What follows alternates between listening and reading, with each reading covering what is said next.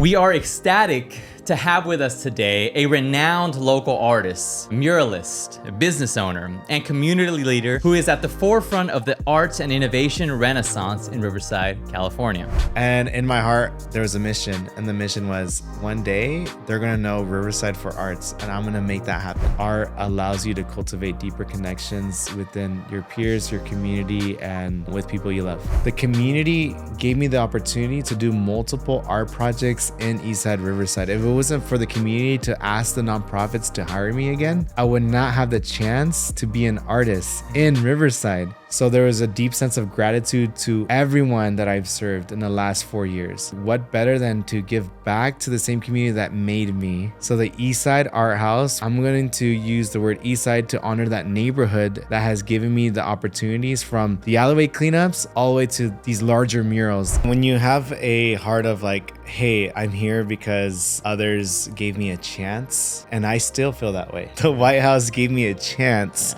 They interviewed 3 people. They chose me and they said, you're coming. Come join the museum in the White House. I always feel like any opportunity or that I receive that just kind of surpasses the previous one, it's always a miracle. So my life feels like a miracle constantly. And I want miracles to happen in other people's lives too.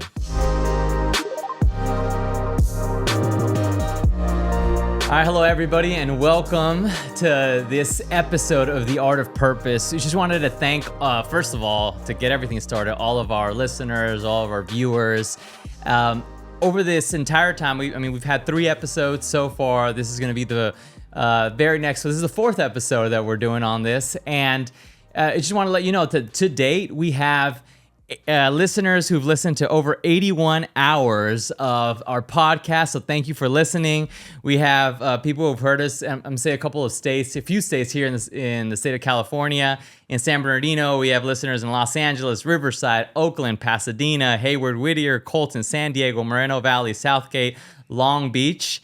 We also have listeners that are out of the country. We have some in Canada, Mexico City, Jalisco, in Arizona, Maryland, Pennsylvania, and in the District of Columbia. Thank you so much for listening. We're really trying to bring a conversation that is hopefully inspiring, encouraging, helpful to all of our listeners. So thank you for listening. Thank you for sharing. Thank you for sharing it with your friends and with your family. So thankful that you allow us this space into your valuable time. We know that time is very valuable, and thank you for letting us spend it with you. So with that, I just wanted to get going on this week's episode of The Art of Purpose. We are ecstatic to have with us today a renowned local artist, a muralist, a business owner, and community leader who is at the forefront of the arts and innovation renaissance in Riverside, California. His large murals and public works can be seen all throughout Riverside, the Eastside in particular. His studio, the Eastside Arthouse, is a powerful communal studio that acts as a landing spot and platform for so many young, up-and-coming artists in Riverside, and his drive and vision have made him the artist in residence for the prestigious Riverside Art Museum, also known as the Cheech, and recently led him to the White House as a national medal recipient alongside the Riverside Art Museum for their library and museum service. On today's episode of The Art of Purpose, Juan will share with us his exciting journey toward finding his purpose. We'll hear all about how Juan was able to craft the life that he wanted, pursue his passion through different turns and events in life, and his passion in the arts, and at the same time, creating a space for his community to thrive. He makes me think of that famous quote, a rising tide lifts all boats, and he epitomizes that. Hello, Juan, and welcome to The Art of Purpose. All right, thank you so much for having me. Yeah, and so you and I met a few months ago now. Yes. We met at a bar association event, an attorney association event. We had sort of in our community, we had different local leaders come, and you and I ended up striking a conversation, and we talked for a while. Yes. And I enjoyed that. Loved listening to everything that you were doing and everything that you continue to do. And so thank you so much for being here. One thing that I always do this with all of our listeners is I talk about a word that comes to mind when I think of them. And when I think about you, I think of the word Renaissance, right? And revival. That's what Renaissance is, right? It's a revival. And I think in everything that you're doing in your community, we're going to get into this, but you're doing, I see kind of three things. You're pursuing your art, your passion, storytelling to some degree as well with mural work, right?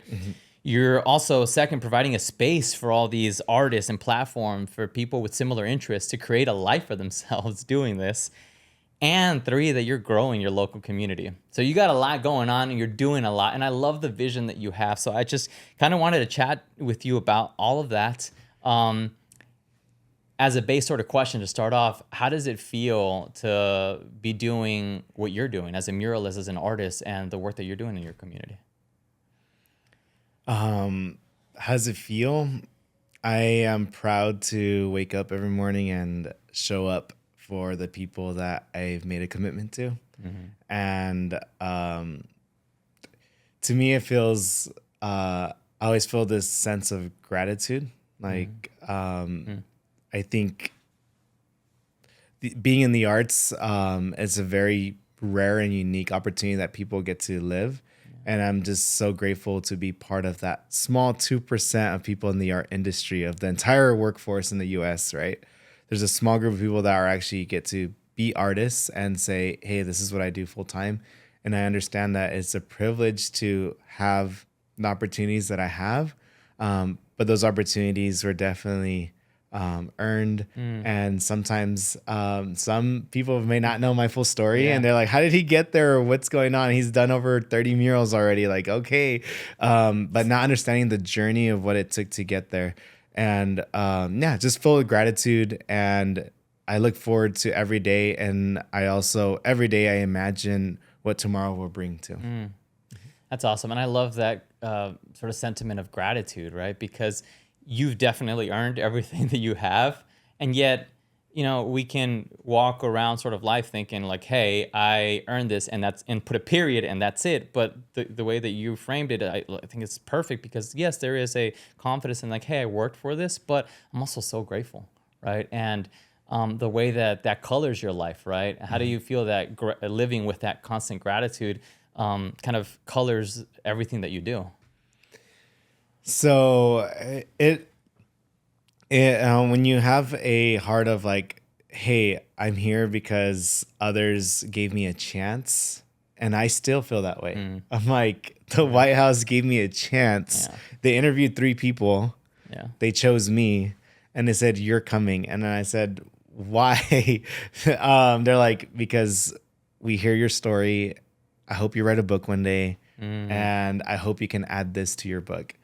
Come join the museum in the White House. And that's what the interview told me. And I always feel like any opportunity or that I receive that just kind of surpasses the previous one, it's always a miracle. So my life feels like a miracle constantly. Every month, something's happening.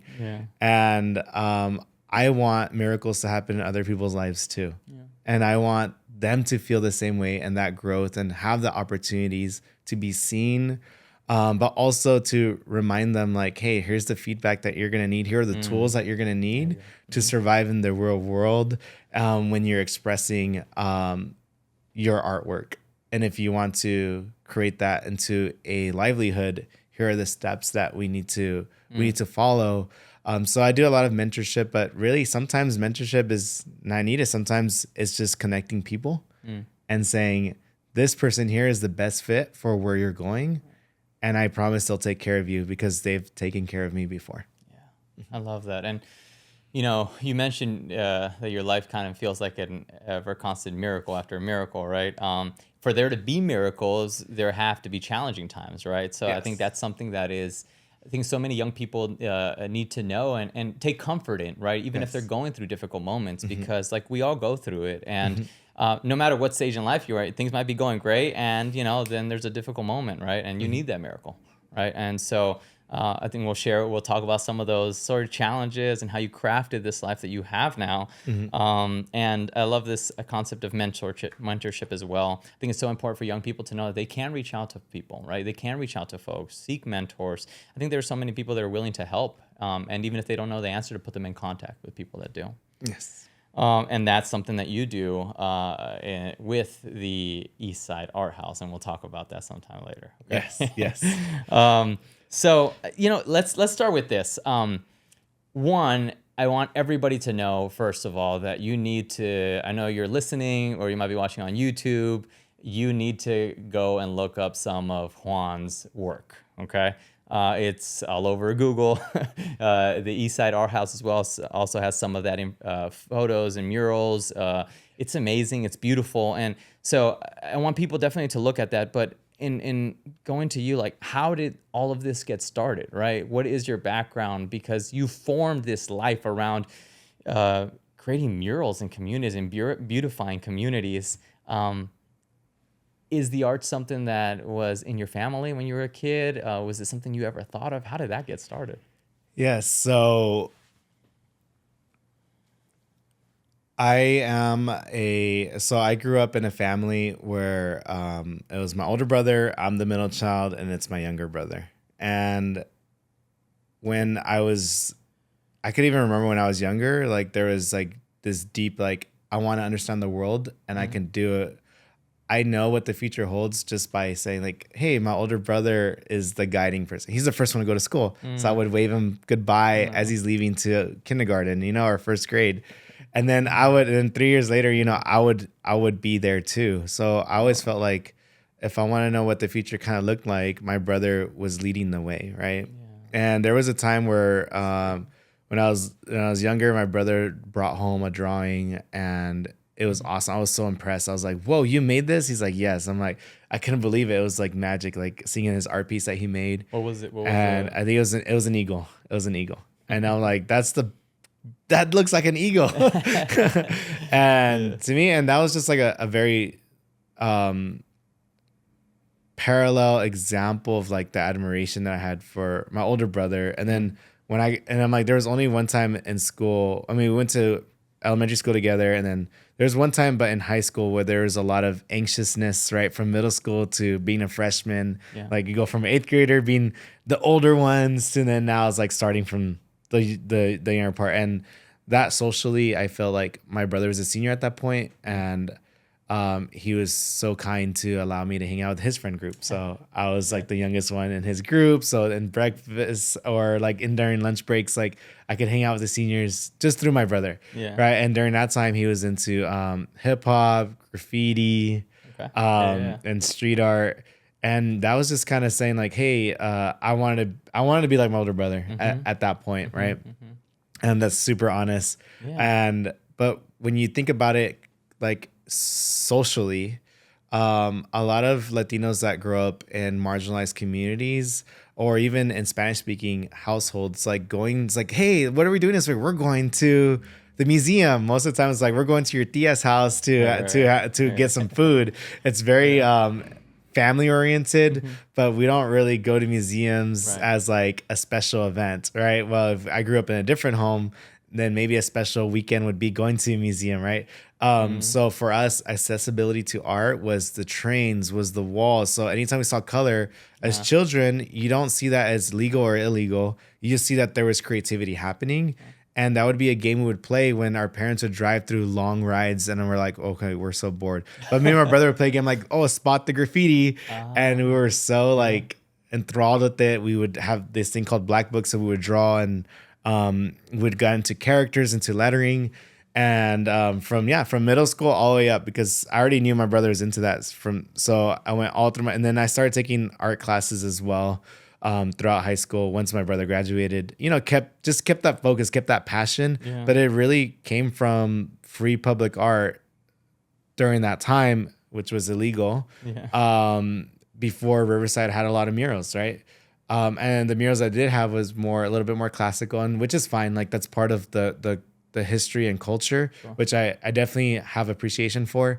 But what was reaching the youth at that time was, hip hop, basketball, even basketball players were in movies, right? So it's just I'm a product of culture too. And that led me to interest and practice. And then there is one story though. Yeah, go for it. One story, his name's Jeff Soto. He's a world-renowned artist. He's currently a professor at RCC. Okay. He's just nationally recognized. RCC being? Riverside Community College. For all our listeners, yeah. And he and you can look up Jeff Soto. Like you'll Google him. He has very unique body of work, inspired by graffiti. He grew up in Riverside, and he went from a graffiti artist to a gallery artist. And when I heard his story in high school, and his studio was close by North High School, JW North High School. At one point, like everyone was whispering, even all the students were like talking amongst each other, like, "Hey, have you heard of Jeff Soto? Oh man, he's a legend," and so positive. And in my mind, I'm like, you know what? There is a chance. That was a seed right there in my mind. Like, if someone can go from like graffiti or street art or the passion of like what we thought was cool and make it to, and then I went to a show he had at Ram, and he had this big wall of his installation. It was 3D with spray paint drips and splatters, and I'm like, this is the art I love. And he had no idea I existed. Now, obviously, he invites me for panels at school and stuff like that. So we're cool. And I admire him since I was little, and just his story was an example of what I can also achieve in my life. And and that's where it kind of stemmed from. So no, I love that. And I mean, one with Soto, just kind of you seeing it, and I think that's so important for young people to just see somebody, and very important, somebody from their community or somebody who looks like them, right, doing what they want to do, or maybe that they think they want to do, or they haven't even maybe they're dreaming of it, but not really, because they don't think it's something that's available to them. Exactly. Right? Yep. That's exactly how it felt. And so all of a sudden it becomes real and tangible, and you're like, wait a second, I can do that, right? So that's beautiful. And then so. Speaking of the type of work that you were doing early on, you brought with you today a little bit of an art piece that we wanted to share, and I want you to tell us a little bit about it. So we have Sharon, who's coming on over to. Yes. So a lot of my documentation of just like what happens, on a weekly basis. Like I'm always engaging in updating the Instagram page, right? And my Instagram page is Love Monsters. Yeah. And maybe we could lift it up a little and bit. it's at the Z. Yeah. Just point out that one. So beautiful. So people are like, "Oh, what's up, Love Monster?" I'm like, "No, don't call me Love Monster. I'm not. That name is not me. Yeah. That name is the characters that I made, and it has a Z at the end, so it's plural. So there's these characters that I would make stickers of and post everywhere, and my peers knew who it was. Yeah. But no one knew who it was, except my peers did, right? And that was the game, and that's the game in high school. Like, people would put stickers up, and then as long as no faculty knows who you are, then cool.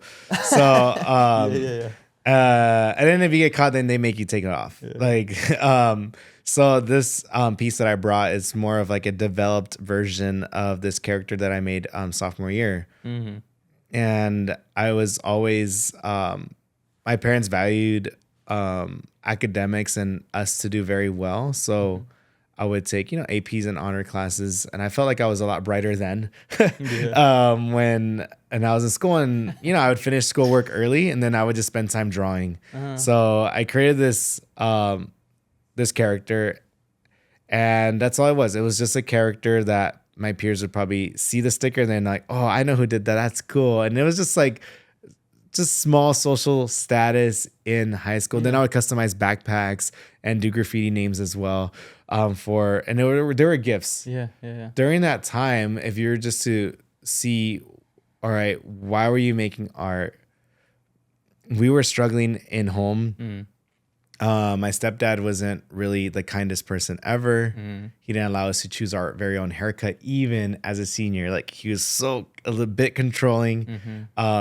He's passed away of cancer, so rest in peace. But it was just a tough childhood.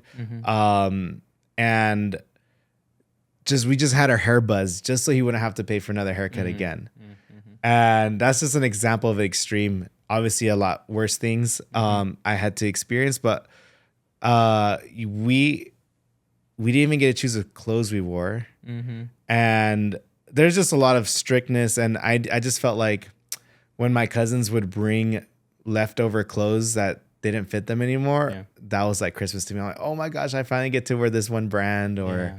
I finally, even if they were worn out shoes, but they were Nikes, I would put them on and wear them to school. But it was about finding even community then without having the esteem. I just felt like very low self-esteem during that time for a long time. But And did you art helped me there we go. be seen, right?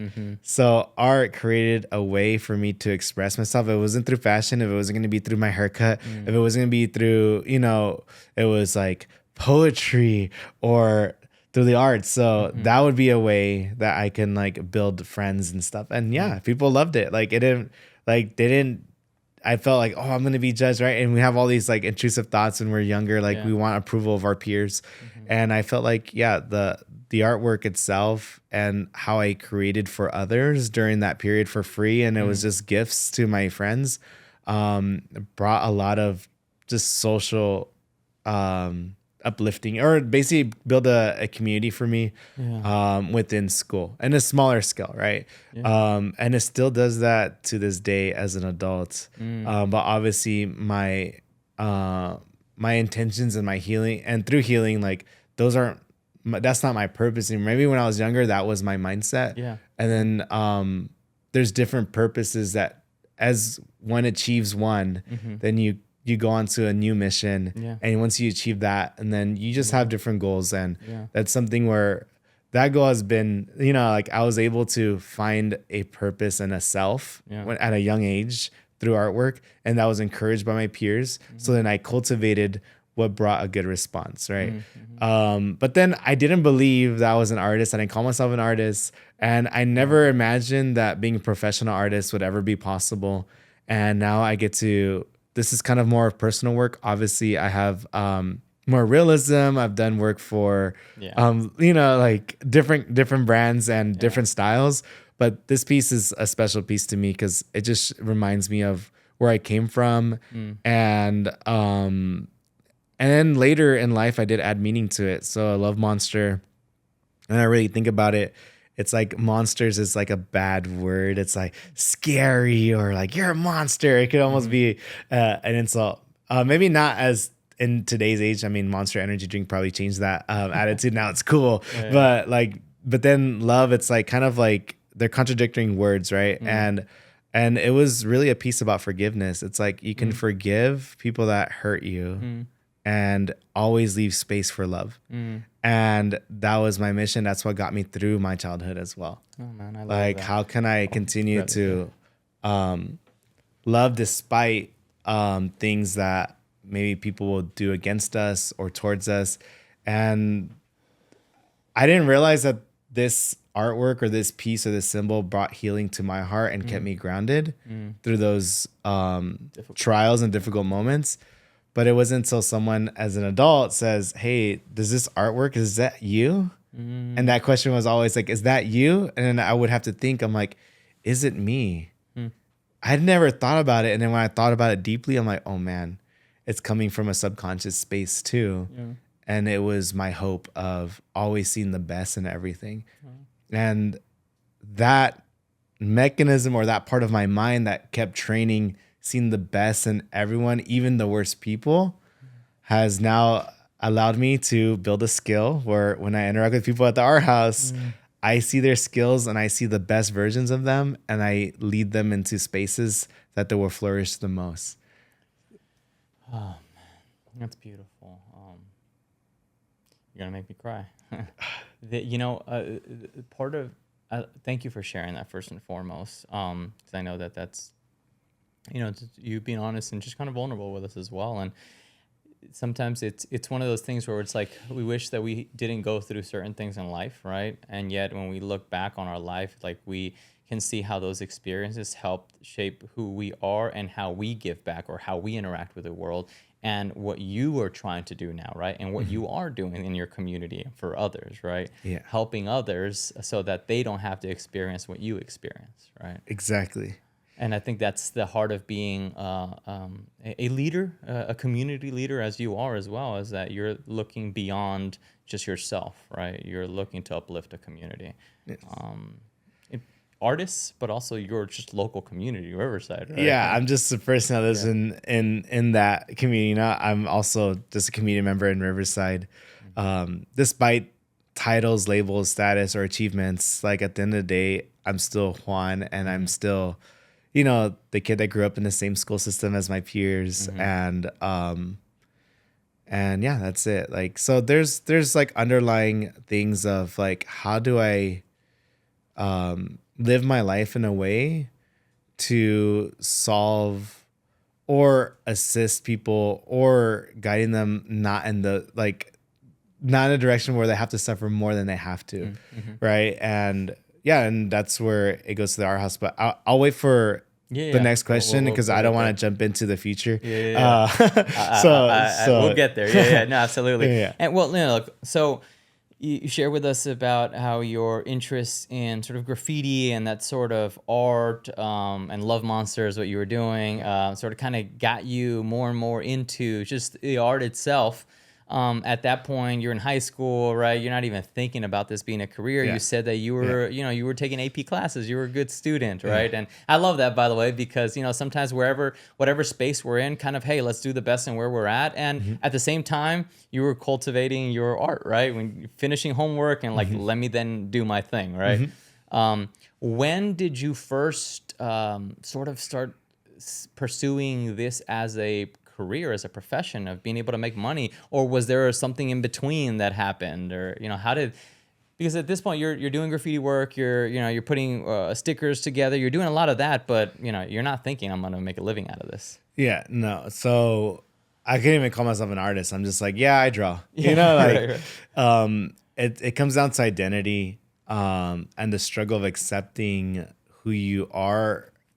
Even though others like, oh yeah, he does art, or you're an artist, and I'm like, oh no, I'm not an artist. You know, like I just kind of, you know, I couldn't accept that because I felt like an artist really was an artist. Like I didn't want to disrespect the real artists in my mind, right? And as I was growing, I'm like, those artists are collected in museums. Those artists are doing work in public spaces, and they're getting paid for big brands, and that's an artist right there.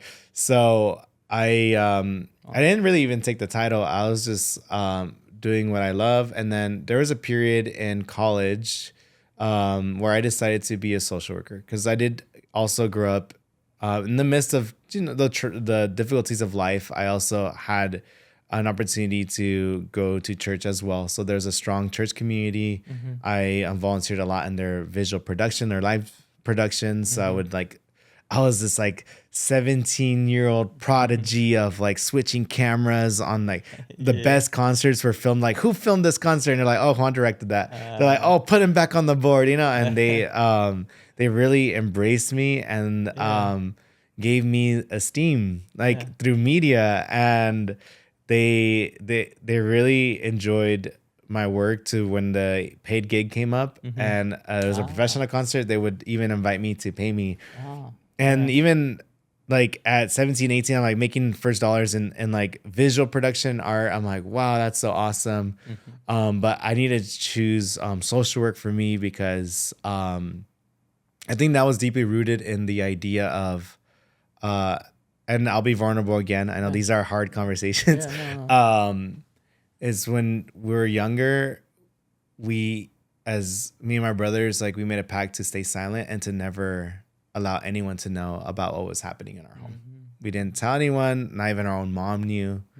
My mom believed my stepdad was the most amazing father ever. But we need the truth, and we experienced the truth. And so, but we made a pact, and that's why me and my brother are so close, that we would never influence or affect the adult life, or even get in between our parents or those choices. But there were some times where I felt like, man, it'd be nice to be saved by someone. And I'm like, social workers save kids from homes. But then at the same time, the threat was, well, if that happens, you know, like, they're going to split us up, you know, or that was a threat from our stepdad. It's like, you guys are going to get split up if that ever happens. So he was already thinking ahead too. So, and it's like, no, I'd rather stay together than ever lose a life having siblings.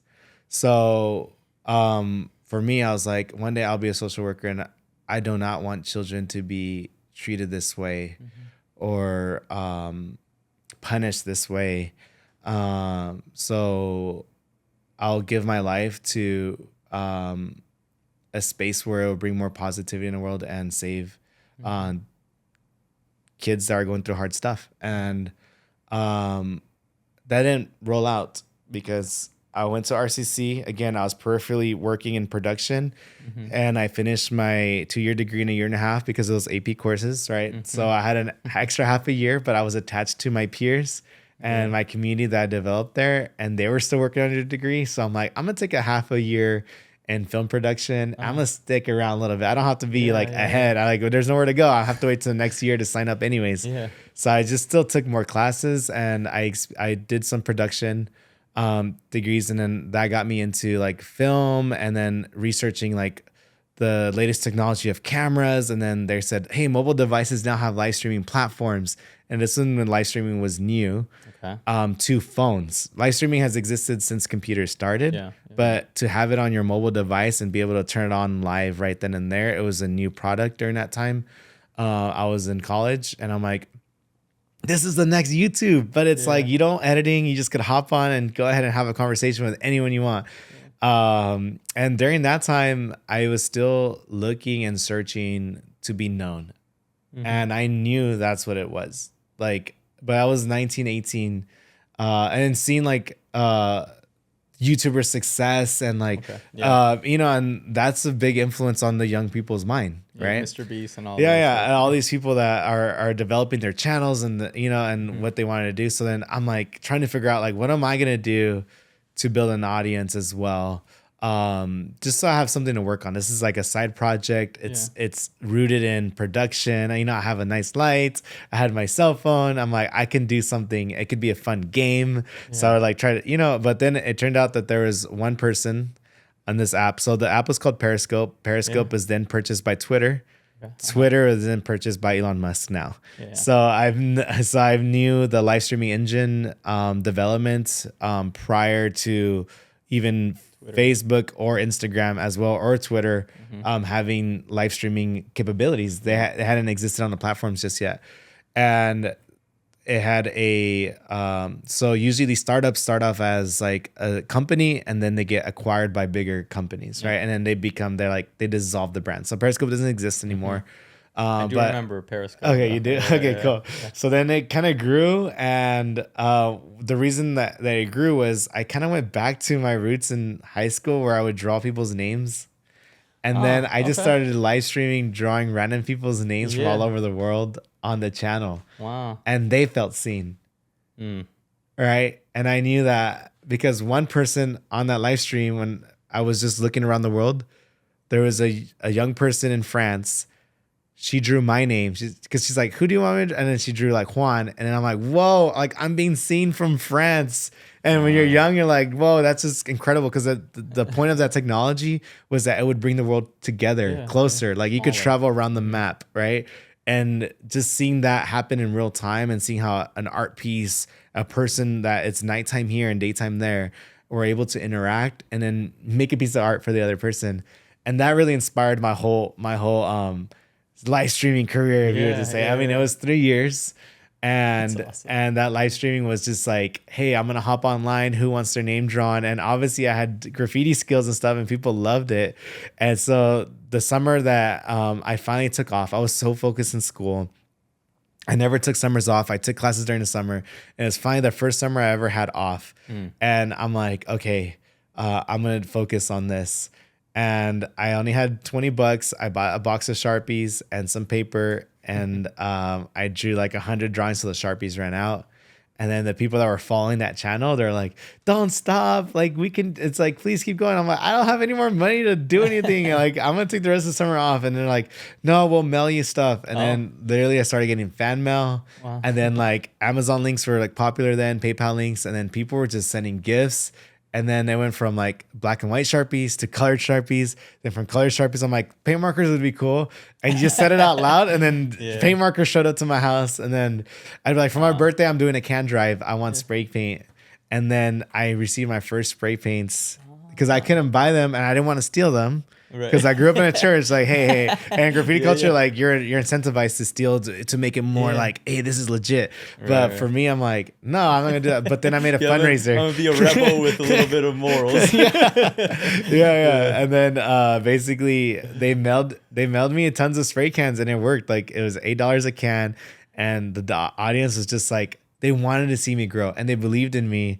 And it was all these people with a photo and a name, but they were all real people across the nation, even overseas. Yeah. And they were watching me, and they were tuning in every day. And I was consistent. And then I would go wash cars, so I would help out in mobile car wash detailing to make some cash on the side. And sometimes I would even stream from there. I'm like, hey guys, I know I'm a streamer, but I'm also like, this is what I do for work for reals. Hopefully you guys have a good day. All right, see you guys later. So like giving positive encouragement, you know, and embracing that. They were generous to me, but I was also generous back to that community. So when I dropped shirts or I made art pieces, my first art piece that I ever sold was a donation to the Walk Out of Darkness in Chicago, Illinois. I still remember her name was Natalia, and she gave me the opportunity to donate a piece of art for this fundraiser. And then when she told me, hey, that art piece sold for $1,500, I'm like, whoa, I've never even seen that. I never heard of that type of money before. And I'm like, wow, like my artwork of Love Monsters, what a feeling, sold for $1,500 somewhere else. And it's helping this nonprofit, like, tell people like not to be depressed, or like just help them through their depression, and not like, basically it's an anti-suicide campaign, you know? And I'm like, I love that I can like contribute my gift to change, even if it was symbolic, but to change the world. And I'm like, I want to continue to do stuff like this. So I went from making artwork where I made prints of like heart. I like painted this heart. This lady in my audience was having an open heart surgery, and she was really nervous. So people were just being, you know, it was a conversation. It was always going. People started meeting each other. I met other streamers as well. And it was just like a whole conversation. It was all virtual, and it was a big community. And so just being able to experience philanthropy when I had no money was really the joy that I received on a daily basis there. So like any money I would make, I would just like give it away anyways. Yeah. And because at that time, like I was living with my parents, I was at home. Really what I cared about was making art for others and letting them know that they're seen. Yeah. That's it. It came down to like, if I make a piece of art, like even in your life, like, cause I knew the reason they're in live streaming and they want to make a connection with a stranger was because they were also lonely and they were also broken like me. Cause why would I be there? You know, like why would I be making? So I knew, cause, my degree was in social behavioral studies. So I was going towards social worker. So I kind of felt like I had a general understanding of, why these people wanted to see me every day. Like, and it was just virtual, and it wasn't like, it was real, but then at the same time, it was almost unreal. And, but there was genuine relationships, genuine support, genuine like, interaction. So I don't want to say it was false, but I knew that there was a deep need for connection. And I think art allows you to cultivate deeper connections within your peers, your community, and with people you love. Man, that's beautiful. You know, I think there's so much there, and this concept of allowing people to be seen, right? If you think about just, you know, you don't need to go too down this road in terms of civilization, right? But when we talk about like human history and civilization, I mean, we see that all throughout human history, right? Or the artwork that's done. I mean, to some degree, it's being seen across generations, right? It's that, hey, we were here, right? And this is what we were about. Yeah, that's deep. Like the Great Wall of China, even architecture that has been given to us from thousands of years behind us, right? But they're artists, like the artisans also created with more intention, you know, not just function, but there was art on these architectures. Even the pyramids in Mexico, right? They're all engineered, artistic, and they served a purpose. And and even caveman drawings. Some say that's the oldest form of art, right? They drew their experiences, and I don't know. It's amazing. Like photography preserves a moment, but then it becomes a time travel machine because that photo, the longer you live from that moment you took that photo, like the more valuable it becomes to you emotionally. That's why I'm like taking pictures of my son. And I know in 10 years from now, I'm going to cry when I see the 2-year-old picture of my son. So to me, we all know how limited life is. And for me, I felt like my childhood was in a very oppressive position that I love my life because I get an opportunity to be an adult and I have full freedom to be and do as I please. And obviously, like that freedom is like, that's what brings me joy in what I do. So it's not even like what I do. Like even if I was washing cars still, I will still have joy in my heart because the fact that I am liberated from what I believed was my oppression in a certain time of my life, that I'm just grateful. I'm grateful. Like anytime, like as soon as I moved out, like I'm super grateful. And it's a crazy story how I moved out. I don't know if you want to bring into the story into so that's like those are my roots. This is what cultivated me from like high school to college. But I don't know, there's another chapter of like how did I make all of this local or what have you? Yeah, no, absolutely. And I do want to get into that. And so, well, let's do that then, right? So you are doing live streaming and again, this idea of being an artist is not really something that you have accepted or that you wanted or thought that was possible, right? Yeah, no. I love what you mentioned earlier that it's like, you thought of an artist, of somebody being in a museum, this gallery, this very like professional sort of looking individual, perhaps somebody who doesn't really look like you, right? Yep. And so you don't think of that as being a possible profession for you with the fine arts, et cetera, et cetera. And, similarly for us, the same me growing up, right, in terms of an attorney, like I didn't know attorneys, and then much less like, well, a Latino attorney, a Hispanic attorney, like who's doing what I like, wow, that's, and so then how do you go from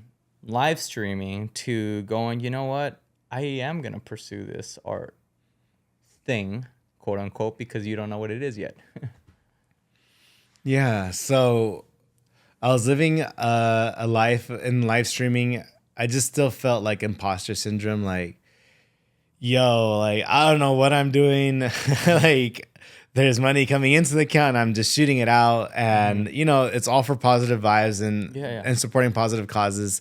Or I'm using it to travel to spaces. I get invited to like a graffiti festival. So I met my graffiti goal. I got invited to like Meeting of Styles, which is one of the most like globally recognized brands of like graffiti art, like meeting internationally. And I met people from France and they said, Love Monster, you should come too. I'm like, whoa, like, did I make it in the graffiti scene? I'm like, awesome. I took a shortcut because of the live streaming, right? And people saw me and they invited me. So I went out. And then I met Luke Dragon out there. He's actually a member from the Eastside Arthouse now.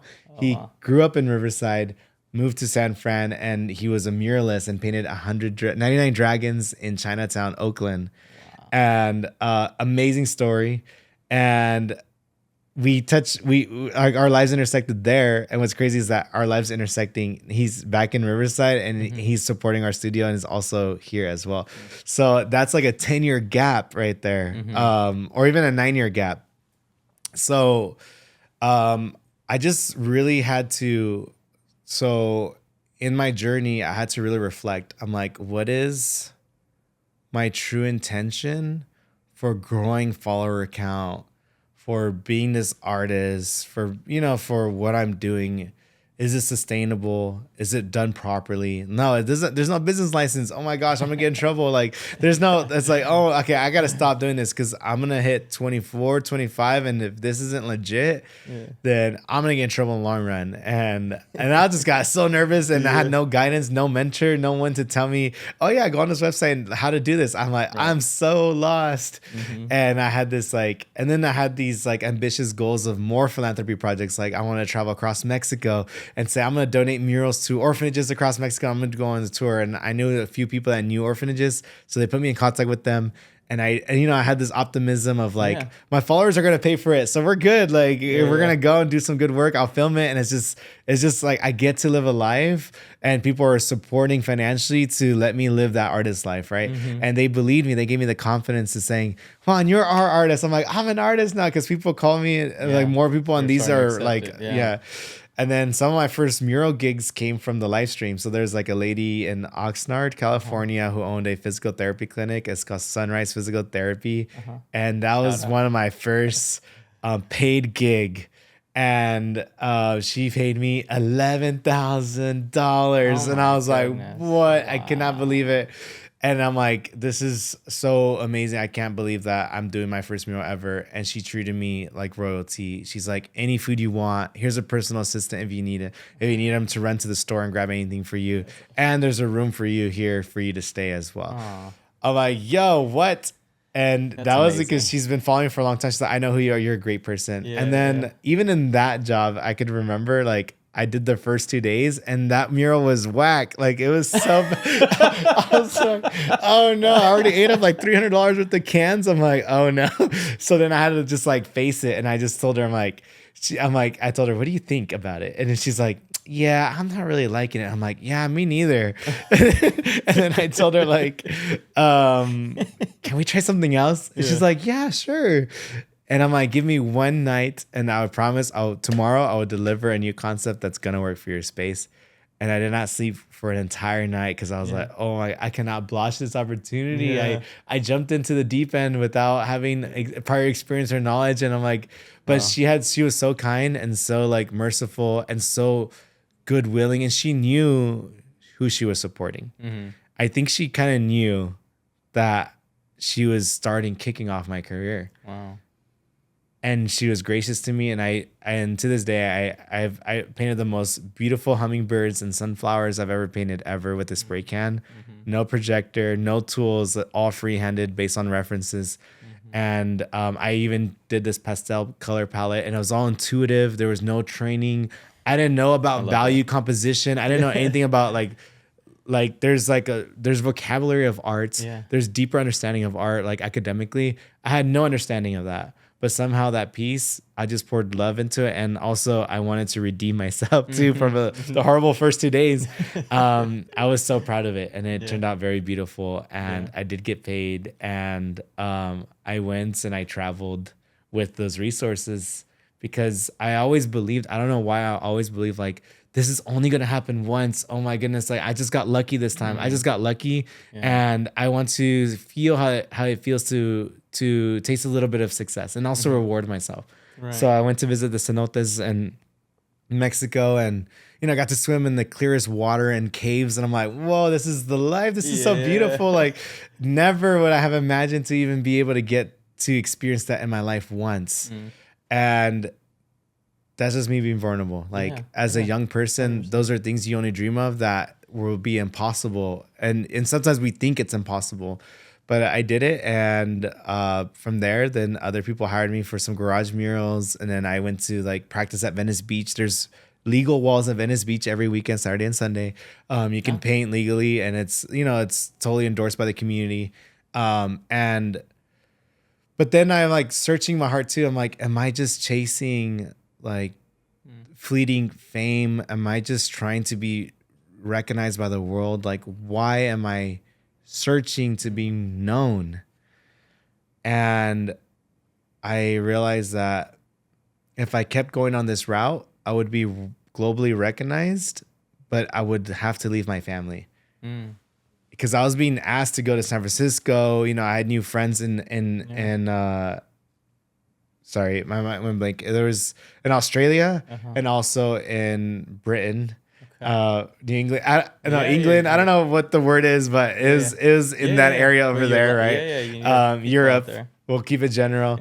And they were like saying we can collab with you. Like the prestige is rising on social media that they were willing to fly me out or do these things. But I said, you know what? Remember the bond I had with my brothers, and also I was gonna ask, you weren't married at this time, right? No, so it's your brothers. It was just me. It was my brothers. It was my mother. I love her deeply.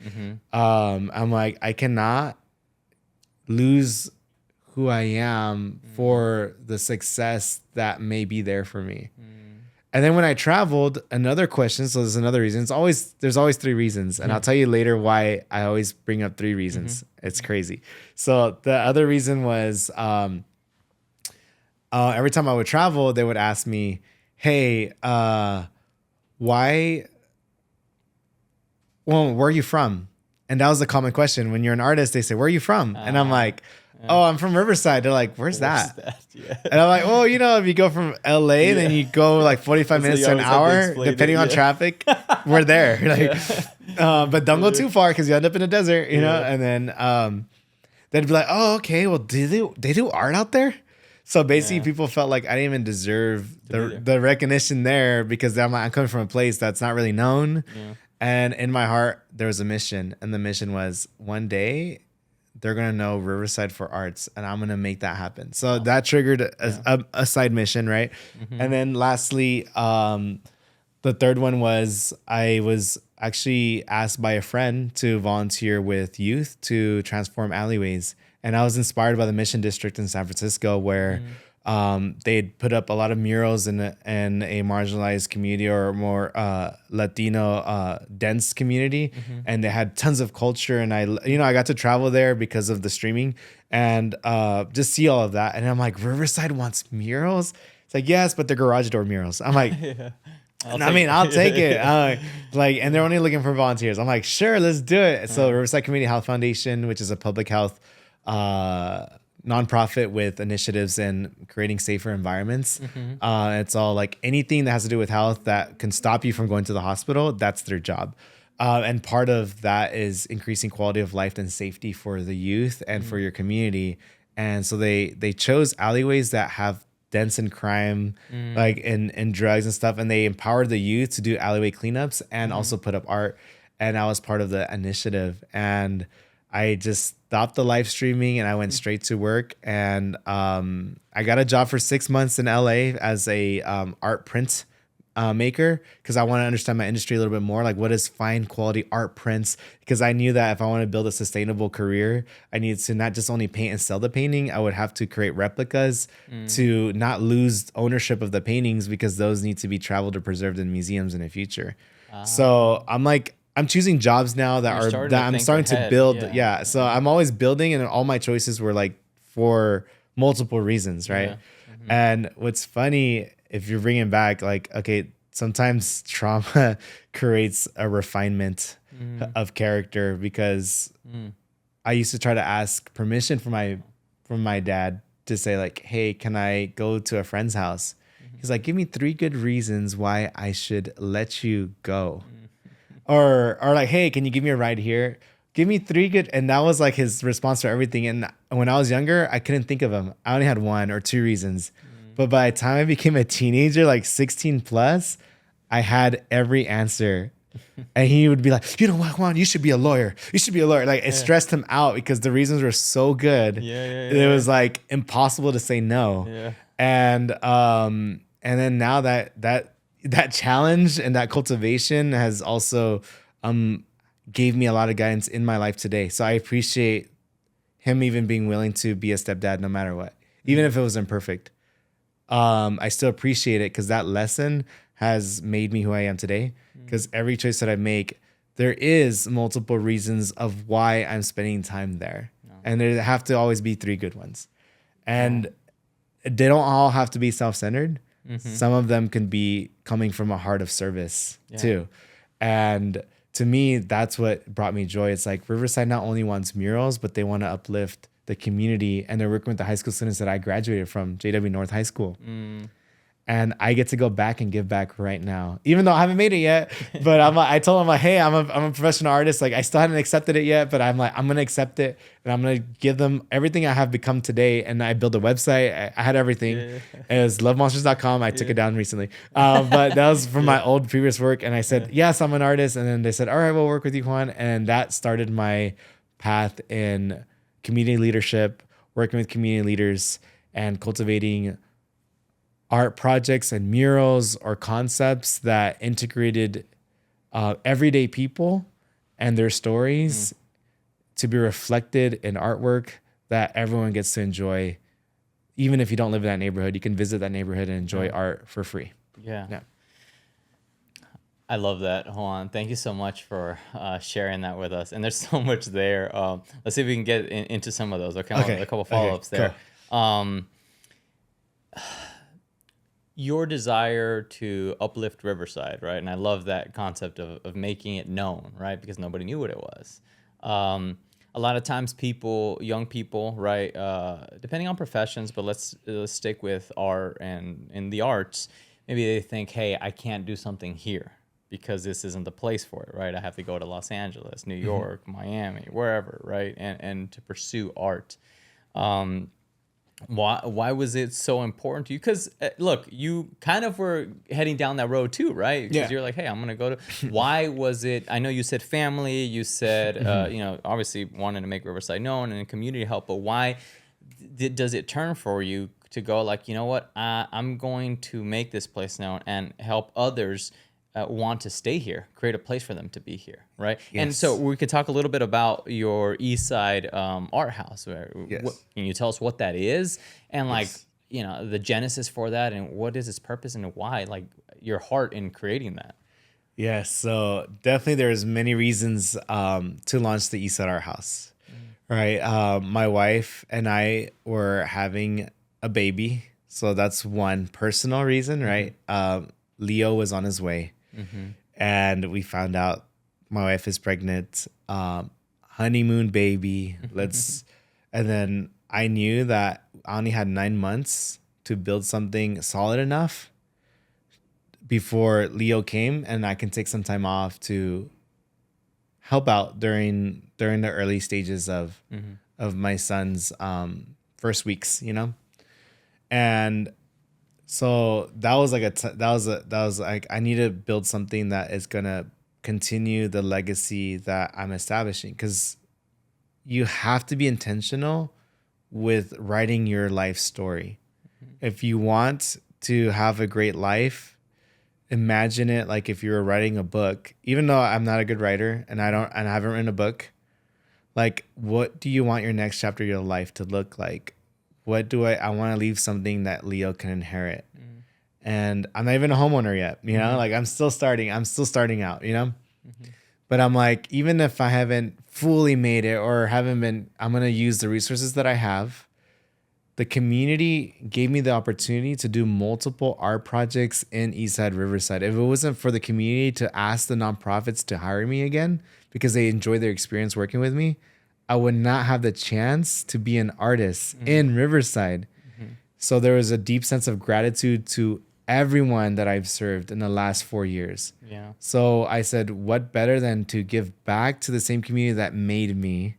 So the Eastside Art House with the name Eastside in it, I was intentional to say, I'm going to use the word Eastside to honor that neighborhood that has given me the opportunities from the alleyway cleanups all the way to these larger murals to then they introduced me to the Riverside Art Museum. By the way, how many murals had you done at that time?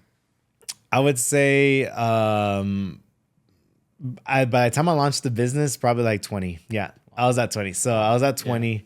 And you were also the artist in residence at the Riverside Museum. And I was only artist in residence because they enjoyed the work that RCHF was producing through me, and they were part of the committee. And they said, hey, RCHF says we can't be paying artists all the time because we're not an artist institution. So hint, hint. And the museum's like, oh, we'll take care of it. We have residencies all the time. That's what we do. Yeah, we take care of artists. So Juan, can you establish an annual plan of your residency so we can see if we can find resources to continue the community work that has already been established? So so it's called REAL, Residents of Eastside Active in Leadership. This is the nonprofit pays for education for everyday people to take leadership classes to then cultivate change in their communities. And it's not just art projects. That's like the smallest thing. They literally ask for like the park lights to be redone, or if there's something that's dangerous on the road, or there's too many car accidents here, let's all advocate. So there's a group that are equipped to advocate and create positive changes in their neighborhoods. Beautiful. And these are parents that volunteer that have kids that live in this neighborhood. So I partnered with them, and I was like the fun, exciting part where they get to actually paint with me to create these artworks too. So my story was building on an already established group of leaders. And I was even able to graduate from their course as well to deeply understand where they were coming from. And just to kind of paint a picture of the success of like art engagement in collaboration with community uplifting and leadership and work, I've seen over $60 million of public invested funds in Eastside Riverside since I started my first murals. Wow. One example, you can Google it. Wow. Patterson Park received $17.5 million from the state so those kids can have a renovated park. Why? Well, they weren't on the radar, but there's a mural at that park now. And it's very hard for leaders to ignore places that 30 or 40 people painted a mural here. Like, oh my gosh, it's very important. Right. Because people came out, they showed up, and they painted this.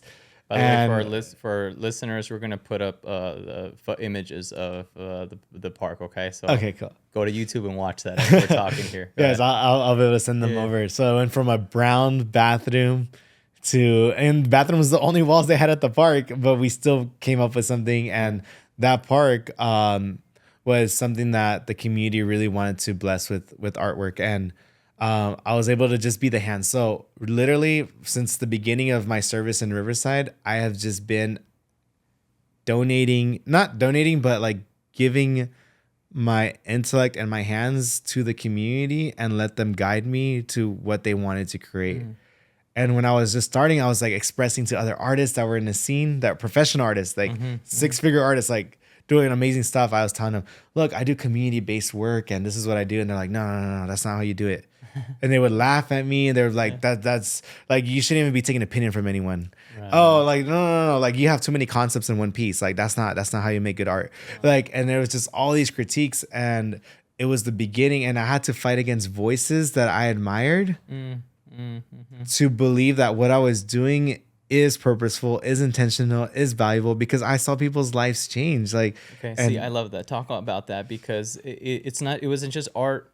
I don't want to diminish any art, right? But it wasn't just art for the art itself, or even putting your expression on it, but you are doing it to beautify a community and to uplift a community, right? Going back earlier to what you said, making people feel seen, right? It's making the community feel seen in those murals, right? As they're driving, as they're walking in the park, like they feel seen. Yes.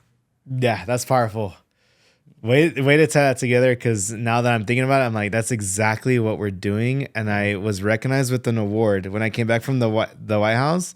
The Historical Riverside Society gave me a gift. Like, they're like, you are preserving local history. And normally they give it to people that kind of preserve like antique houses.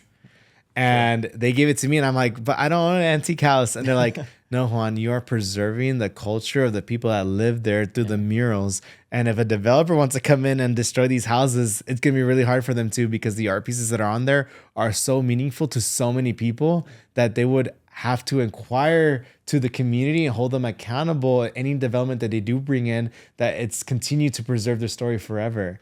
I'm like, whoa. So they have to have a conversation with the community.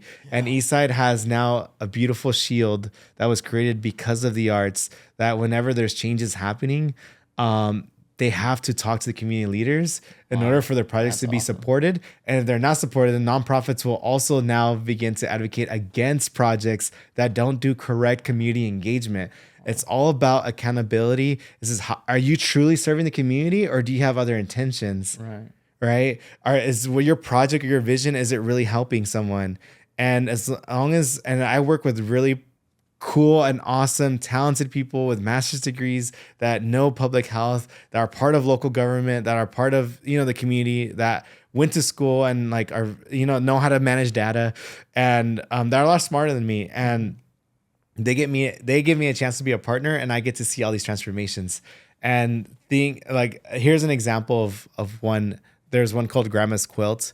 A 2 or 3 year old girl asked her mom, "Hey, I want to be part of this mural," and because what I asked was all the communities to donate pieces of fabric that either represented you, your family, your culture, and I'm gonna paint this quilt based off the references of the pieces that you give me. So that way, when people see this mural, they can say, "That's my quilt, and this is what it's about." So some people turn into quilts like, "My son was born in Riverside, so this is a piece of his pajamas." Or and then so that little girl was like, "I want to donate too." She told her mom, and she had a doll and with a long dress, and she cut a piece of the dress of the doll, and she was able to donate. That girl is probably maybe in 5th grade now, and the mural's still there. Yeah. And to this day, she gets that memory. And she gets to feel seen at such a young age, a Latina that maybe lives in an apartment. Yeah. So my artwork is honoring real people. And that's what, when I was explaining my ideas to other artists, they didn't understand that, because some art is market driven, right? It's market. It's like, oh, I'm trying to sell. And there's even a time where I didn't even sign any of my work. I didn't want to sign it because I'm like, so many people were involved in this mural.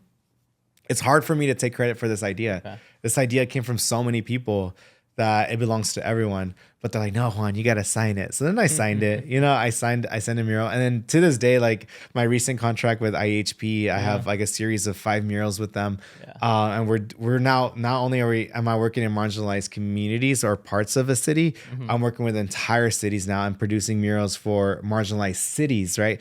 Maybe cities that are forgotten or have lost hope. And they're sending me out there to create murals for them. And they want my signature. They're like, "Juan, we need your signature on here." My heart is wow. I want to be a social worker because I wanted to serve people through tragedies.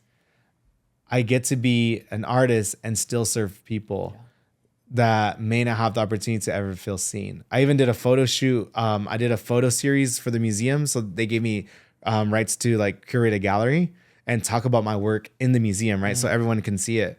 And I did a photo series on the individual volunteers that I work with. And I'm like, these people deserve more recognition than me because they're the ones that show up every day and volunteer. At least I have a stipend for my residency. These people need the recognition. So I photographed them and I made this really cool art photos of them. And I remember one thing that Ms. Matthews said. She invited all her grandkids, all her aunts. She's like, "Juan, did you know something?" I'm like, "What?" "I've never gotten an honor roll. I've never gotten any type of award. I volunteered in Longfellow for the last 20 years, walking kids across the street. And this is my most amazing recognition. My face is in the museum." And we as Latinos, we see the museum as the highest status. The same way when you're a little kid and you think about the White House, that's the house. Whoa, that's the most important place you can be. When we think of museums, whoa, that's the most prestigious place. The only fancy people could be there. Yeah. And to have her face being recognized, she was honored. And that will be one of her favorite memories in her life. One of her best achievements in her life was that their grandma that grew up in Eastside Riverside has a chance with her hair, her curls, to be on the museum wall. And they got to keep the I asked the museum, can we give the art when it's uninstalled? Can we give it to the families? And they came and picked up their photos. So for me, I'm always looking to add meaning to others. And how do I make a project? Because it's social practice art. That's really my focus. So it's more about the process than it is about the finished project. I've elevated the finished project over time because I don't have all the skills when I started, but my skills are being more refined. Now I'm because I'm around the Eastside Arthouse, right? I'm around people with master's degrees, bachelor's degrees in art, and literally the vocabulary is just seeping in as well. And they're filling my intellectual cup in the arts as well. Now I understand art technically deeper than I would have ever. So the education is by peers. Yeah.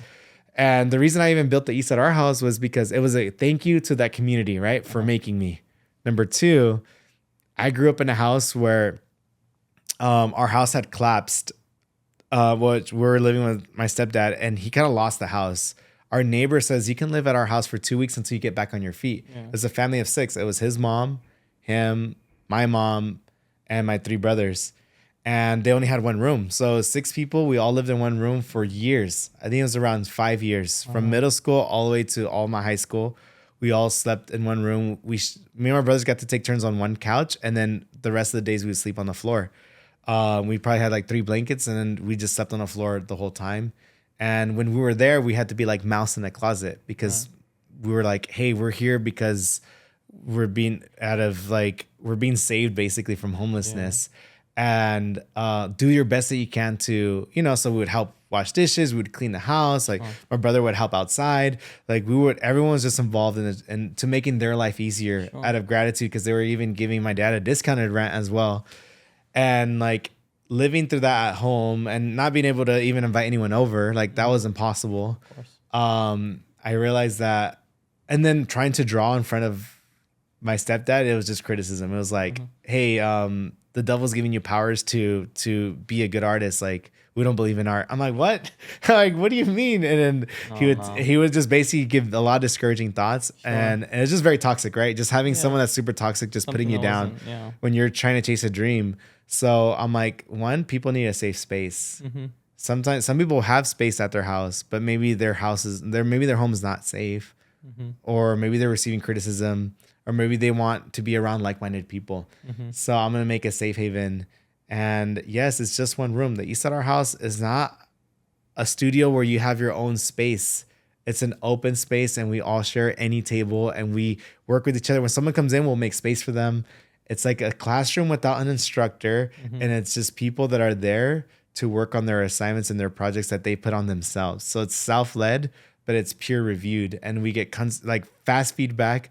My projects have improved because of it, and I charge the lowest I possibly can. So I charge $200 a month, which is the lowest I possibly can, because you cannot find an art studio at $200 a month anywhere. Right now, like if you were getting a private studio somewhere else, it's probably going to cost you $17 at the lowest and up, right? Up to $3,000 personal studio.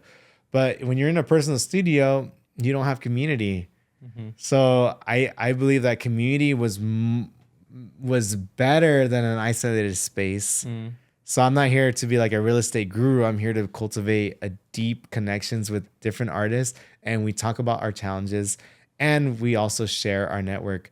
So for the first year, as the first artist started to come in, I just introduced them to all my clients and everything that I did, and they had the choice whether to like do similar or find their own path. Now we have a room full of givers, and that's our culture. And awesome. We're always hooking each other up. When someone doesn't have work, they can hop on someone else's project. When they don't have work, they hop on someone else's project. What I do is my goal, I have a goal in my mind, is I'm going to always help them make those $200, so it's always free for them to be here. That's beautiful. So that's my goal. Do I achieve it every month? Probably not, but I think I do. I think I do. For those that want to make artwork to make money, they have, and I've returned to them more than they will give to the art house. Right. But that's just like my mission. As an owner, is like, I just know how much struggle artists have locally in Riverside. And here's the thing, like, how do you build an art scene? Well, you invest in artists, but when you're not investing in artists, how can artists reinvest into your community? Oh, we want better artists, but you can't have better artists if they don't have the resources to become better artists. It's like, it's a cycle. So it's like, you want to oppress artists or ask them for free or do these, and you don't treat their work as labor, then you'll never have a next level art scene. So I knew the solution for a next level art scene is to feed the artists. And so we made a show called Not Made for Exposure, which was like an advocacy show talking about how anytime we get invited to anything, it was always like, but you'll have good exposure. But you'll have good exposure. Well, don't you have tons of files of art in your portfolio already? Like, can't you just pull something from there? Like, haven't you already done the work? It's like, when will you ever ask a guy, an electrician, to do the work for free for you? For exposure. And then tell him, hey, I'll give you exposure, and you do it. I mean, yes, there's room for that. But usually once you're more established, I still do some things, and I give when I can to to partnerships and stuff like that. Doesn't mean that we're absolutely not about that, but we just brought to attention that there are more people asking artists to do work for exposure than to actually compensate them for it. And then I wanted to be an example. What happens when you compensate artists? What I did is I just started an art house. I started a business, and that business is now blossoming. From that business, there's like the top 6 artists are probably very renowned, and I think a minimum 6 of those 20 have already done multiple professional murals in Riverside and across the Inland Empire on their own accounts. And it's continuing to grow, and the Inland Empire is looking at Riverside to say, how can we work with those artists? We're being invited to neighboring cities as well. And now there's an abundance of work that I could have never imagined when I started doing the alleyways. It was volunteer. I waited 6 months for my first mural, and then maybe another mural. I did 2 murals in 1 year. It was that slow to the point now I have a waiting list of over 5 projects that I'm working on. Every month there's 5 working projects. Yes, I won't execute them all at the same time, but I have back to back to back. And that just came from like serving others, and also understanding that when you're a giver, you attract other givers, and the givers will stay, and the takers will eventually leave. Because they're not taking it fast enough. They want success tomorrow. But those that are sticking with it, yes, it's gradual. But when you look back, it's like we've only been open since 2021. And if you were to accumulate all the projects every artist from that studio has made, it's a lot of work. One of our members, Rosie Cortez, she's permanently in the Cheech for the rest of our lives. So what that means is when the Cheech when a museum acquires a piece, they're preserving that part of history and that artist, and they promise to take care of that painting for 300 plus years. Oh, wow. So that means that painting that she made of her mom working at a warehouse, that's how her mom made a living, and now she gets to have a living being a full-time artist. And she painted her mom, and that story is now preserved forever. And she's one of the first members in 2021. And now that her dreams are just happened. And right now she's painting the largest mural that she's ever painted in her life, giving advocacy for the indigenous people that used to live in Mount Rubidoux before the cross was there. And she's recognizing them. And now she's finding ways to serve others and give to the other communities. So that's what she's working on right now. And to see that growth, there's a point where I could only give so much mentorship, and then there's a point where they already know everything I know, and now it's their job to elevate on their own journey based on their own experience, the direction they want to fly as well. And I can see that. That's just one example of there's many stories that are happening right now, and that's why I wake up every morning. It's not to paint and be an artist. It's like to see people's lives change for the better in big ways and in small ways. And then the artist that feels like discouraged, I'm like, none of my art is good. I could tell, they lack technically, but then they're producing their best pieces like tomorrow's events and the gallery show. They're gonna be able to see like the best art piece they've made thus far, but it took them 1.5 years to get there. Like to see that light turn on and say like, wow, I'm so glad I actually, there's a reason why I was part of this. So to me, it's like, one reason was serve the community through my community murals and artist in residency. I had success there. Then I felt artists were looking at me and saying, I don't understand why Juan has this success. What is different? I'm probably a better painter than Juan. And that is true. So then in my mind, I felt the criticism. I could feel it. I could see it. And then I said, well, what can I make a product that serves artists? And I made the Eastside Arthouse. So now, as long as you're willing to contribute to this space to keep the lights on, you can be part of this collective and know everything that I know, no strings attached. I will tell you every business skill, any way, how I close deals, anything. You have full access to me because I work out of there too. and for a very cheap price of like a cell phone bill. Like, yo, and if you still don't do it, then that's just like, that's a personal problem, but I make it so accessible. Yeah. And then, so I take on challenges and critiques and I respond to them in the best way possible. Yeah. And to this day, like, yes, it's taken me to spaces. The first 2 years of the art house, I actually chose to make less money just to empower the peers around me. But then the peers didn't realize that I was spending time giving, and serving, that I was like struggling that year so bad. It was this so hard. You know, I just getting married. My son was coming in, like it's just straining, right? And then finally I'm like, man, I need to take care of myself too. So I spent the last 6 months just like, all right, move my energy back into, because I almost felt like even within our group, like people started not to believe that my titles. They're like, why is this guy like, he hasn't shown anything, you know? But they didn't realize I was just giving to others during that time. So then I came back 6 months later, and then I'm like, right now I'm full-time for myself, and because I've invested into other leaders. So now those leaders in the studio are now giving to the next generation coming in. And now I get to work for also just like for myself.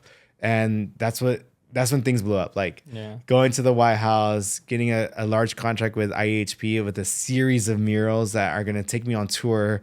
Like I still have the residency. And IEHP is the Inland Empire Health Plan. Yeah, Inland Empire Health Plan, state funded health insurance. There's multiple competitors, but they believed in the work that I was doing and they aligned with the community work. So the thing is, like, yes, I may not align with a very cool brand. Like some people might say, oh, I want to work with this brand here. Like, you know, that's more, I guess, crass and cool. Like, or commercial or whatever. But like IHP sincerely cares about their customers and they definitely want to like elevate the human spirit and like show them kindness and love and servitude. And they aligned with the work that I have been doing. And they said, hey, can you bring that here at a larger scale?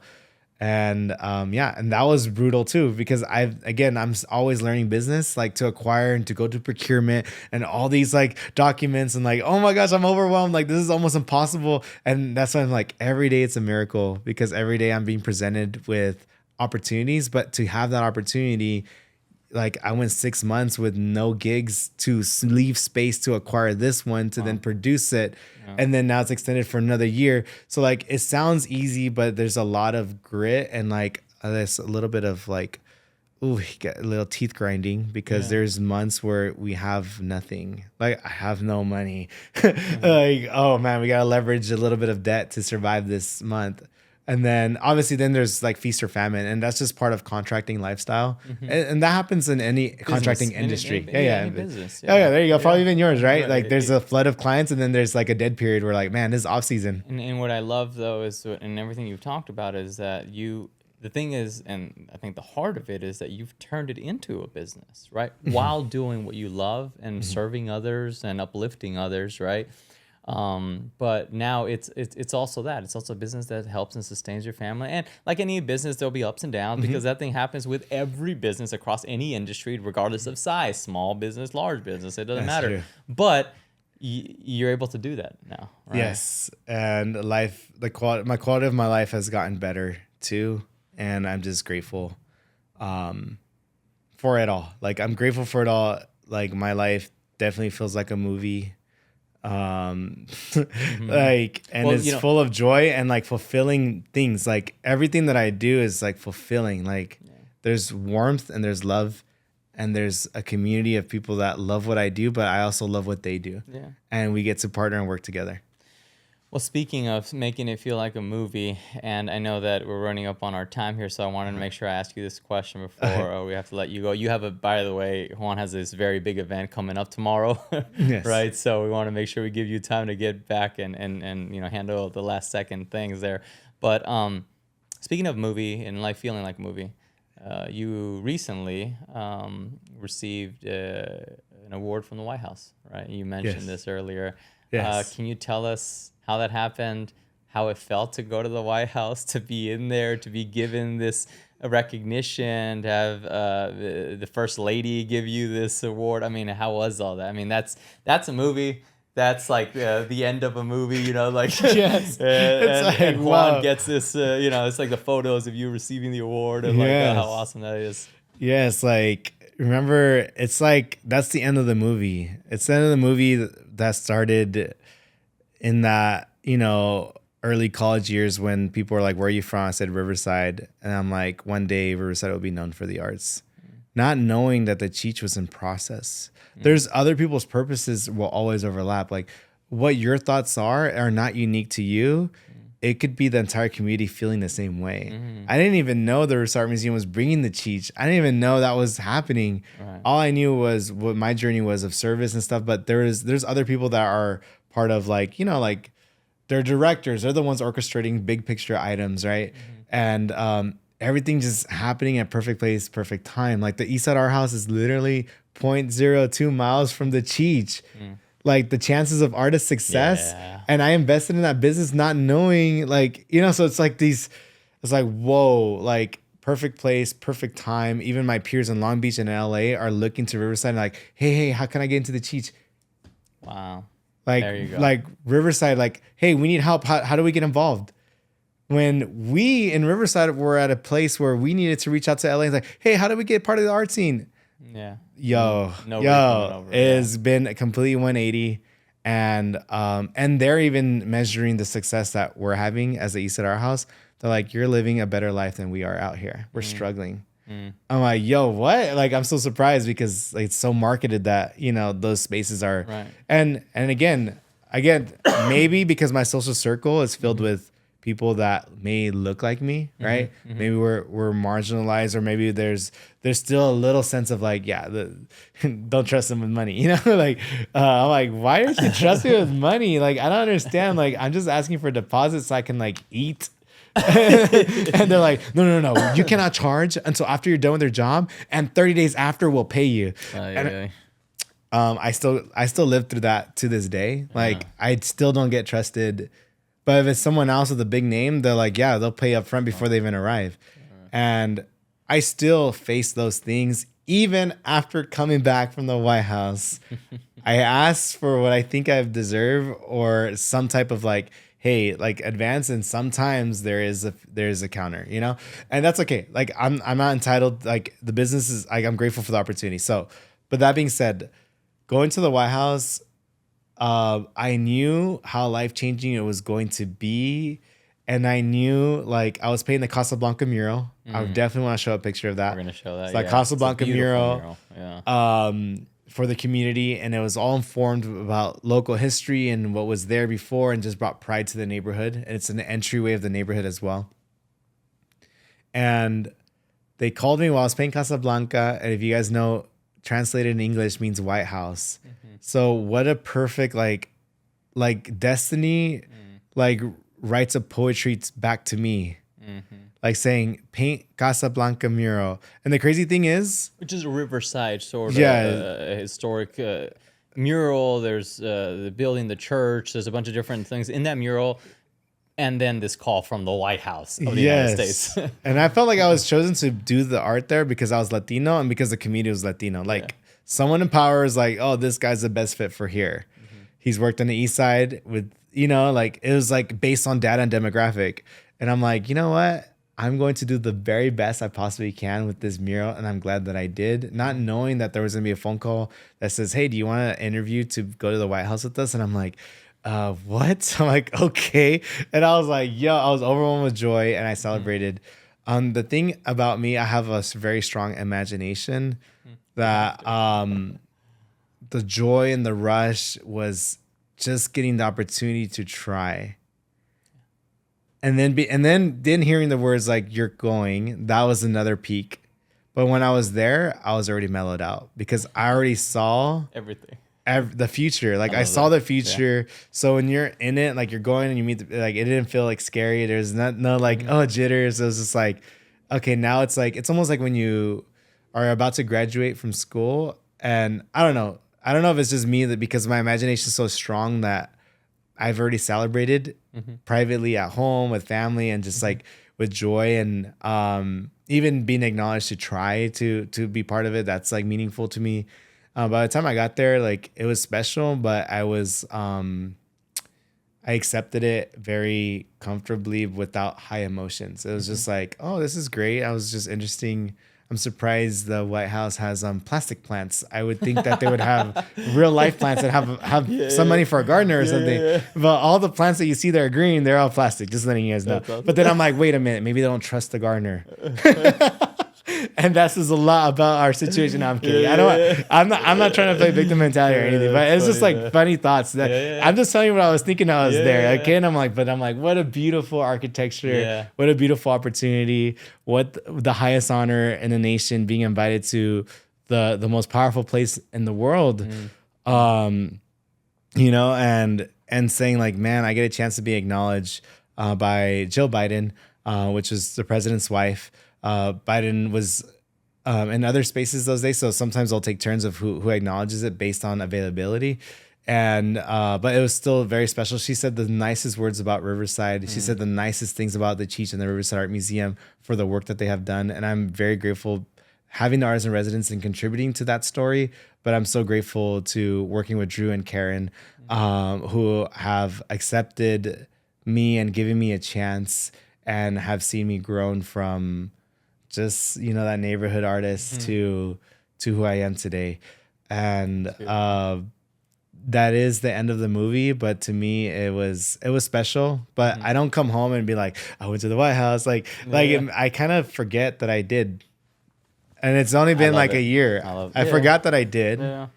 And I leverage it here and there when it matters, but not to everyone.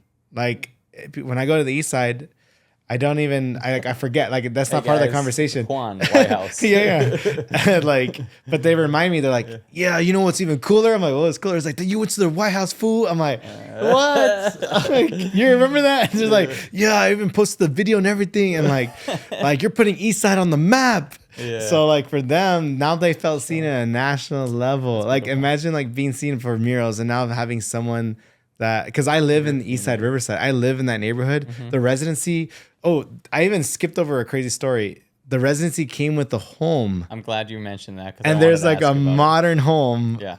And I told my mom when I was about to like accept this residency in 2019, this is 2019 now. I said, Mom, I'm about to be gifted a home to live in while I do my job. And I no longer have to share a room with my two brothers. So there's three of us. And we're going to share, we're still in bunk beds and we're in college, bro. Like that's our life, you know? And I was like, really? And they just thought I was crazy. Like they're like, he's lost his mind. I don't believe him. And I'm like, I could show you, they're building it right now. So I'm seeing it being built. And she didn't believe it till the day I packed my bags and said, okay, I'm leaving. And she started crying. And she didn't believe it. Like, but then it happened and I slept on the floor for the first 3 months because what I did was I used the first part of my money to kit out my living room because the first thing I wanted to do was invite people into my house. And the museum, I remember Karen telling me like, are you sure you trust the community coming into your house? Like, you don't have to do that. That's not part of the job description. It's like, you can live here. You don't have to invite anyone in. And like, don't you think like they're going to look at your stuff? I'm like, what stuff? and then it's kind of, we're good. And this is off the record. Like, but then it was kind of like, yes, like let's have meetings in this house. And this is before the art house existed. And now that I had a baby and I still want to commune with people, I'm like, let's build a new space, the art house. So it's a more neutral space to have meetings and work. And now the art house is also rented out by the community leaders as well to do community-based projects like with recyclable material. And they use that. So they're also visiting artists as well or visiting community that does workshops there. Once in a while, they'll rent it out from me as well. But like, I know I went on a big tangent, but like life is a blessing. And the more you give, the more you serve, the more you love, the more you search for meaning and how to make others feel seen. And in the way that I desired to be seen when I was younger, like it just reciprocates. Others want others to know about you. And I'm very grateful for the opportunity to share my story with your audience and on this beautiful podcast, the highest quality I've ever seen, and being invited to be also. I feel like this is recognition as well. Like it's a gift that you've given me. So thank you, Juan. That was thank you so much for your words. Thank you for sharing everything that you shared with us today, for being vulnerable, for being encouraging, for being uplifting. And I think all of our listeners, young people, anyone really will be able to take these words, your story, and be able to, implement that into their life, put that into their life, and look around for opportunities to serve, to help others. So thank you so much. And it's amazing because particularly, yes, we're attorneys. Sharon and I were attorneys. We have a law firm, but we always say, like, we need all different types of people in the world, right? People's journey might not be being lawyers, might be being doctors, might be engineers, being artists, being so many different things. And this world and our community needs all different types of folks. So for our listeners, or if you know somebody who wants to pursue the arts, this is an amazing story of someone who was able to take that passion and make a living, and a wonderful living, and all these amazing experiences, life experiences out of it. And so, Juan, thank you so much for sharing. You are inspiring and inspirational and an uplifting person, and very honored to know you. And thank you for everything that you're doing in our community. Our community is all the better because you are a part of it. Thank you. I appreciate it. And so, everybody, thank you so much for listening to this episode of The Art of Purpose. It was a wonderful conversation. I shed a few tears as well. Thank you, Juan. So excited for you to continue to go on this journey with us, and we will see you on the next episode of The Art of Purpose.